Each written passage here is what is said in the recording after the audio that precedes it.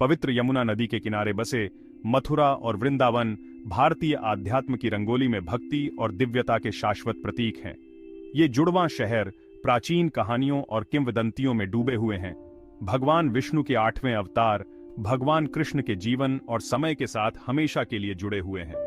ये सिर्फ भौगोलिक स्थान नहीं है, बल्कि आस्था के जीवंत सांस लेते हुए अवतार हैं, जो दुनिया के कोने कोने से तीर्थयात्रियों और साधकों को आकर्षित करते हैं। मथुरा कृष्ण का जन्म स्थान उनकी दिव्य उपस्थिति की गूंज के साथ गूंजता है, जबकि वृंदावन उनके बचपन की मोहक भूमि, उनकी चंचल लीलाओं और दिव्य प्रेम की कहानियां कहती है।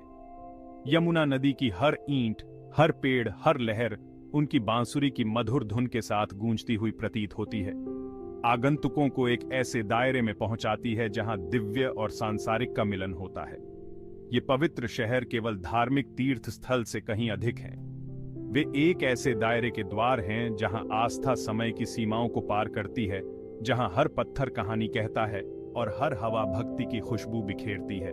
जो लोग सांत्वना, ज्ञान या केवल भारतीय आध्यात्मिकता के दिल की एक झलक पाना चाहते हैं, उनके लिए मथुरा और वृंदावन खुले हाथों से स्वागत करते हैं, जो ईश्वर के दायरे में एक अविस्मरणीय यात्रा का वादा करते हैं।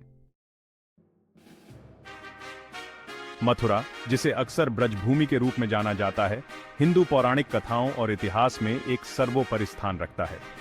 भारत के केंद्र में स्थित इस प्राचीन शहर ने भगवान कृष्ण के जन्म को देखा, एक ऐसी घटना जिसने इसका नाम हमेशा के लिए समय के इतिहास में अंकित कर दिया। मथुरा की हवा में कृष्ण की दिव्य ऊर्जा व्याप्त प्रतीत होती है, जो ईश्वर से जुड़ने की चाह रखने वाले अनगिनत भक्तों को आकर्षित करती है। मथुरा में ही एक जेल की कोठरी में कृष्ण का जन्म देवकी और वासुदेव के यहाँ हुआ था, जो दुष्ट राजा कंस के अत्याचार को चुनौती दे रहा था। गोपनीयता और खतरे में डूबा कृष्ण का जन्म एक नए युग की शुरुआत का प्रतीक था, जो आशा, प्रेम और धार्मिकता का युग लेकर आया था। मथुरा से गोकुल की सुरक्षा के लिए कृष्ण के भागने की कहानी उनके पिता द्वारा अशांत यमुना के पार ले जाया गया, बुराई पर अच्छाई की जीत का प्रमाण है। एक ऐसी कहानी जो लाखों लोगों को प्रेरित करती रहती है। आज श्री कृष्ण जन्मभूमि मंदिर कृष्ण के जन्म स्थान के प्रमाण के रूप में खड़ा है, जो दुनिया भर के तीर्थयात्रियों को आकर्षित करने वाला आस्था का प्रतीक है। मंदिर के अंदर भक्त देवता को श्रद्धांजलि अर्पित करने के लिए आते हैं, जो आध्यात्मिकता और भक्ति से सराबोर वातावरण में खुद को विलीन कर देते हैं। मंदिर की ऊर्जा स्पष्ट है, अटूट विश्वास का प्रमाण जो इसके पवित्र हॉल से होकर बहता रहता है। मथुरा से कुछ ही दूरी पर वृंदावन स्थित है, जो कृष्ण के बचपन की मनमोहक आभा में सदा के लिए डूबा हुआ एक ऐसा शहर है। वृंदावन के हरे भरे पेड़ों और यमुना के तट पर ही कृष्ण ने अपने प्रारंभिक वर्ष बिताए थे। उनकी चंचल लीलाएं और राधा के साथ उनका दिव्य प्रेम किंवदंतियों का विषय बन गया। ऐसा लगता है जैसे वृंदावन का परिदृश्य उनकी बांसुरी की धुन और उनके साथियों की हंसी से गूंज रहा हो, जो आगंतुकों को मासूमियत और दिव्य आनंद के समय में वापस ले जाता है। वृंदावन के जंगल, जो कभी कृष्ण और उनके ग्वाल बालों की हंसी से गूंजते थे, अब कई मंदिरों और आश्रमों का घर है, जिनमें से प्रत्येक उनकी दिव्य विरासत को संरक्षित करने और उसका जश्न मनाने के लिए समर्पित है। इनमें से प्रत्येक मंदिर का एक विशिष्ट महत्व है, जो कृष्ण के बचपन के विभिन्न अध्यायों का वर्णन करता है। उनकी शरारती हरकतें, राधा के लिए उनका अटूट प्रेम, अपने भक्तों के लिए उनकी करुणा और बुराई पर उनकी विजय। वृंदावन की ऊर्जा स्पष्ट है, भक्ति, आनंद और आध्यात्मिक खोज का एक जीवंत मिश्रण। सड़कों पर हमेशा तीर्थयात्रियों की भीड़ लगी रहती है, हवा में धूप की महक और भक्ति गीतों की आवाज गूंजती रहती है। वृंदावन का हर कोना कृष्ण की कहानियां कहता है, जिससे यह एक ऐसी जगह बन जाती है जहां कोई वास्तव में ईश्वर की उपस्थिति को महसूस कर सकता है। भाग 4, कृष्ण के जन्म की कथा, साहस और दिव्यता की कहानी। कृष्ण के जन्म की कहानी साहस, दिव्यता और नियति का एक मनोरंजक मिश्रण है। एक ऐसी कहानी जो भारत में पीढ़ी दर पीढ़ी चली आ रही है। यह सब इस भविष्यवाणी के साथ शुरू हुआ कि मथुरा के अत्याचारी राजा कंस को उसकी बहन देवकी के 8वें पुत्र द्वारा मार दिया जाएगा।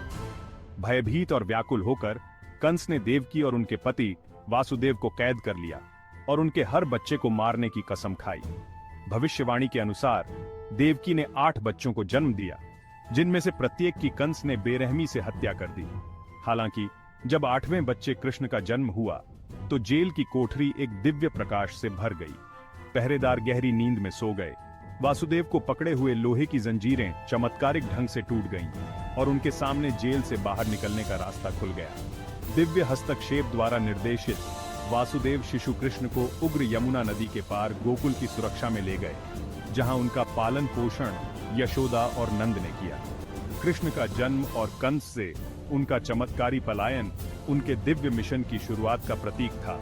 बुराई पर विजय प्राप्त करना, धर्म की स्थापना करना और मानवता को धार्मिकता की ओर ले जाना। कृष्ण के जन्म की यह कहानी बुराई पर अच्छाई की जीत का प्रमाण दुनिया भर में लाखों लोगों के दिलों में आशा, साहस और विश्वास को प्रेरित करती रहती है। यह एक अनुस्मारक के रूप में कार्य करता है कि सबसे अंधेरे समय में भी दिव्य हस्तक्षेप प्रकाश और न्याय के लिए मार्ग प्रशस्त कर सकता है। भाग 5। पवित्र भूमि, मथुरा के पवित्र स्थलों की खोज। मथुरा, वह भूमि जहां कृष्ण का जन्म हुआ था, कई मंदिरों और पवित्र स्थलों से सुसज्जित है, जिनमें से प्रत्येक का अत्यधिक धार्मिक और ऐतिहासिक महत्व है। कृष्ण की दिव्य आभा से गूंजने वाले ये पवित्र स्थल जीवन के सभी क्षेत्रों के भक्तों के लिए शक्तिशाली चुंबक का काम करते हैं, जो आशीर्वाद, सांत्वना और ईश्वर के साथ गहरा संबंध चाहते हैं। श्री कृष्ण जन्मभूमि मंदिर, जिसे कृष्ण के जन्म स्थान माना जाता है, आस्था और भक्ति के प्रमाण के रूप में खड़ा है। इसके पवित्र हॉल के भीतर तीर्थयात्री प्रार्थना करने और आशीर्वाद लेने के लिए आते हैं। द्वारकाधीश मंदिर कृष्ण को द्वारका के राजा के रूप में समर्पित है, उत्कृष्ट वास्तुकला और जटिल नक्काशी का प्रदर्शन करता है, जो उनके जीवन और शिक्षाओं की कहानियों का वर्णन करता है। गीता मंदिर एक और स्थापत्य चमत्कार भगवद गीता के पवित्र ग्रंथ की याद दिलाता है। माना जाता है कि इसे स्वयं कृष्ण ने कहा था। यमुना नदी तक जाने वाले सीढ़ियों की एक श्रृंखला, विश्राम घाट, उस स्थान को चिह्नित करता है जहां कृष्ण ने राक्षस राजा कंस का वध करने के बाद विश्राम किया था। मथुरा में इनमें से प्रत्येक पवित्र स्थल कृष्ण के जीवन और विरासत के द्वार के रूप में कार्य करता है, जो हिंदू आध्यात्मिकता के दिल में एक झलक पेश करता है।